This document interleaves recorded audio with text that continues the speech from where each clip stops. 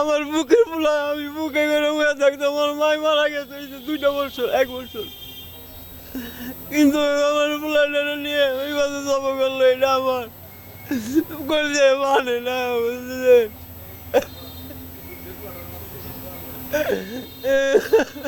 এই ঘটনাটার পরপরই আমাদের ঢাকা জেলার সুযোগ্য পুলিশ সুপার জনাব আহমদ মুহিত স্যারের দিক নির্দেশনা এবং সার্বিক তত্ত্বাবধানে কিন্তু আমাদের নবাবগঞ্জ থানার সার্কেল অফিসার সহ অফিসার ইনচার্জ সহ একটা বিশেষ টিম কিন্তু কাজ করা শুরু করে। এবং আপনারা জানেন যে এটা কিন্তু খুব বেশি একটা ক্লু কিন্তু ছিল না এই মামলাটার। হ্যাঁ, খুব বেশি একটা ক্লু ছিল না, শুধু একজনের সাথে গিয়েছে এতটুকুই আমাদের তথ্য ছিল।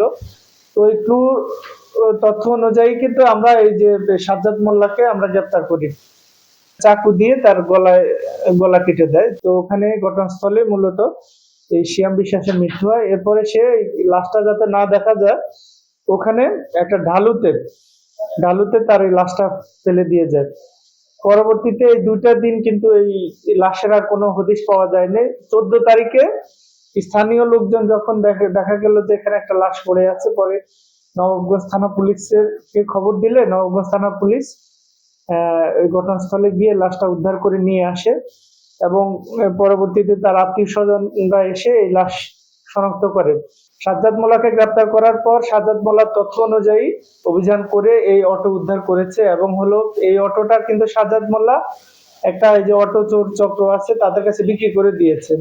খুব যে বেশি দামে বিক্রি করেছে তা না, আসলে তারা মাদকাসক্ত ছিল বলে এই টাকাগুলা বিষয় না, যখন যেটা হাতের কাছে পায় মাথার মধ্যে আসলে তখন কোনো কিছু কাজ করে না। মাত্র 40,000 টাকা এই অটোটা বিক্রি করে দিয়েছে এবং যে চোর চক্র এই অটোটা কিনেছে তারাও আবার এই অটোটা আবার অন্য জনের কাছে বিক্রি করে দিয়েছে। তো তারা বিক্রি করেছে 60,000 টাকা।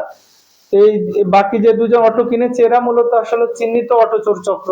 এরা এই ইতিপূর্বে থানার পেশাদার তারা চোর চক্রে বলা চলে। ওই 2জনকে আমরা গ্রেপ্তার করেছি যে চুরি ছিনতাইয়ের সাথে জড়িত। এরা এই চক্রগুলোর সাথে যোগাযোগ রাখে, বিভিন্ন জায়গা থেকে জিনিস কিনে এদের কাছে বিক্রি করে দেয়, এরা এই গোপনে কিনে নেয়। আরো কেউ জড়িত আছে কিনা আমরা আমাদের তদন্ত তো এখনো চলমান রয়েছে এবং আমরা পরবর্তী তদন্ত সাপেক্ষে অন্য কেউ যদি জড়িত থাকে এটার বিরুদ্ধে ব্যবস্থা নেব।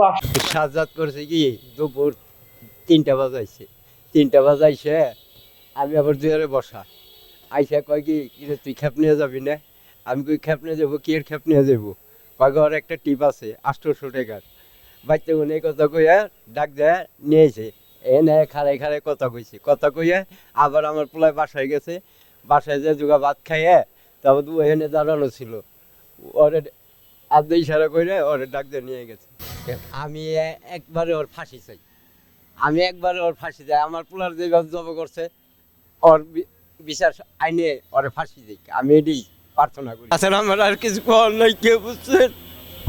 আমার বুকের ফুলা আমি বুকে করে হয়ে থাকতাম। আমার মাই মারা গেছে এই যে 2টা বছর 1 বছর, কিন্তু আমার ফুলাটা নিয়ে ওই কথা জব করলো। এটা আমার করলে মানে না, বুঝলেন?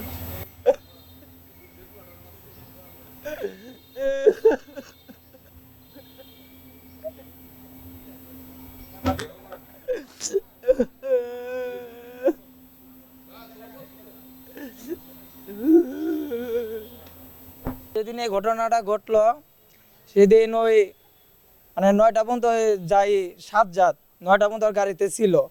তো স্টানে দেখার পরে ওই গেছে টিকিটপুর, ড্রাইভাররা দেখছে, দেখার পর থেকে এরপরে 10টা থেকে আর আসে না। আমরা 8টার সময় গাড়ি টাড়ি সবাই বন্ধ করি, 10টা বাজছে মানে সবাই খোঁজাখুঁজি করছি, পাইনি।